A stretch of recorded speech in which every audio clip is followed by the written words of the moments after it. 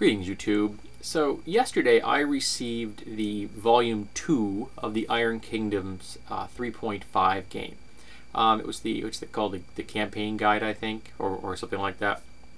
The first volume is the character guide, essentially the player's handbook for the setting. And I knew it was coming in the mail, and I had to go to an appointment Thursday and didn't have a book I wanted to start because I wanted to look at the new book I knew I was coming in. So I pulled the Volume 1 off the shelf. So while I'm at my appointment, I'm flipping through it, and I really like the setting of Iron Kingdoms, and the depth and breadth of that setting is kind of awe-inspiring. It really is. And from what I can see so far of the second volume, it's all the stuff I've looked at so far in the book has been completely system neutral. It's just description, so I don't see any reason why you couldn't use it for any set of rules that you like, which is kind of nice. I'll probably do a review of both volumes at some point in the future. But it is a 3.5 product, and so while looking at the player's guide, I noticed a few things. First of all, they had different optional stat bonuses and things for humans, depending on where you are in the world and what your cultural background is, that kind of thing. And I've always kind of liked that. I thought it was kind of a nice touch.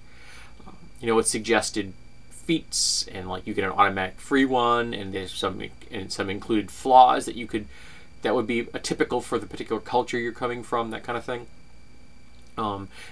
Different types of skills and stuff that you might have for bonuses are very typical for your culture. And I've always liked that. I think it gives it a certain sense of flavor, and it's very appropriate. I really liked how that was executed in the Conan 3.5 game. But I noticed something while I'm reading it, that I believe that 3.5 is beginning to show its age for me. Now, I considered 3.0 to be the natural evolution of 2nd edition, and I saw 3.5 as the natural evolution of 3.0. I know there are people who preferred 3.0 to 3.5. There are people who preferred 2nd edition. There are people who preferred 1st edition. There are people who preferred those little digest-sized books. I have copies of those in my collection, but they're not first printings. And I've always thought of Pathfinder as the logical evolution of 3.5. And I don't know if I consider Radiance to be an evolution or just a side shoot of Pathfinder, but I consider it to be influenced by Pathfinder and built off of a number of other systems that exist all in the under the big tent of that is the OGL. And I have to tell you that lately I just find myself looking at the 3.5 stuff and going, wow, these things really were skimpy in a lot of ways. I prefer the overall +2 bonus to racial stats that is in Pathfinder. I prefer the way they handle skills. And I like the way Radiance handles these things. I like the way you can really customize your race with the options in the Radiance game. And it's like, it's a 2-page spread, and it's got everything you need to come up with some really unique characters just based on the race. I mean, the Elven section had, like, was it 3 different versions of elves in that 2-page spread? It's an awesome idea. And I'm really beginning to see the age marks, the wrinkle spots on 3.5. And I'm having to say that there are times that I'm seeing the complexity in Pathfinder as being a little bit too overwhelming. There are still lots of things I like about Pathfinder, and I consider it to be a massive improvement to 3.5. But there's something attractive to Radiance. And even looking at Radiance, I realized that for beginning players, I think it's too complex. And that is a hard realization for me to make. That the system I really happen to like is more complex than I think beginning players can handle. But I suppose life is about change, and life is about changing your opinion sometimes. So I still consider the OGL to be the greatest gift that the role-playing community has ever received. I honestly and sincerely believe that. we would not have so many really cool setting books and really cool rule sets. Blood Legacy, Everstone, Blood Legacy, which I consider to be in many ways the predecessor of Radiance. We wouldn't have Mutants in Mastermind, any edition of it, without the OGL.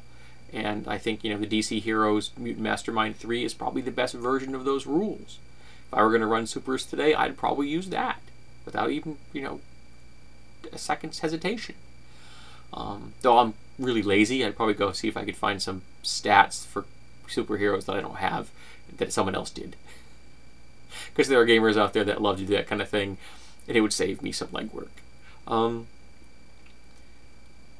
But I was kind of surprised looking at the player guide for Iron Kingdoms and realizing how pale I see the 3.5 rules comparing to Pathfinder and Radiance.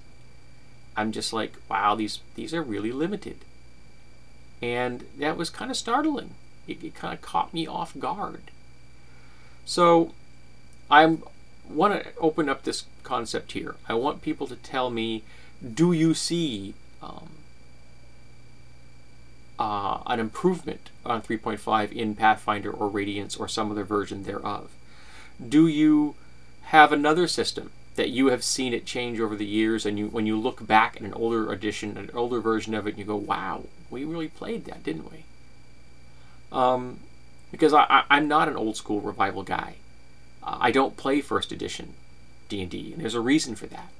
I read Castles and Crusades, and as soon as I finished the last page, I sold it. Because I thought it perfectly emulated the first edition D&D, and I realized I don't play that for a reason. And so I had no use for the book.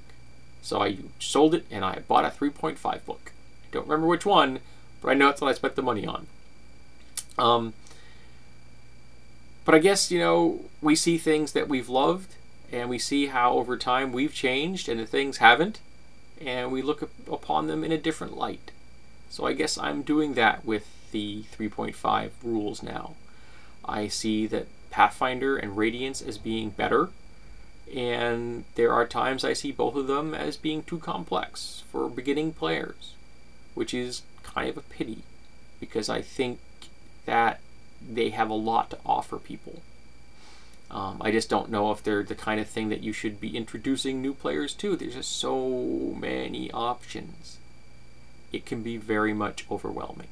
I read a quote recently, not a quote, but a blog post somebody did, and with new players, they have the players tell them what they want to play, and then the GM picks the feats for them, because his players don't like the complexity of Pathfinder.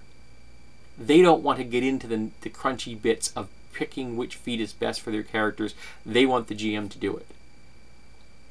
And for me, I think players do one thing, and that's play a character, and they should be able to have the character they want. But these players don't want that. It's too complex for them. And my thought was, well, that is very much probable. So maybe you're picking the wrong game. Maybe you don't want to run Pathfinder for these folks. Maybe it's just not a good fit. Maybe you want something else. And I'm not going to suggest an old school revival game, because I don't really like most of them. The only one I've really looked upon favorably, I guess, is probably Stars Without Number. I think I really like how they handled psionics in that game, and overall it was pretty good. But I guess I'm looking for people to tell me, what are your thoughts on the games you used to play and the ones you do now? Do you like the simpler systems? Do you enjoy the evolution that the games have experienced? Do you look back upon those older systems and scratch your head like, wow, we really did play those, didn't we?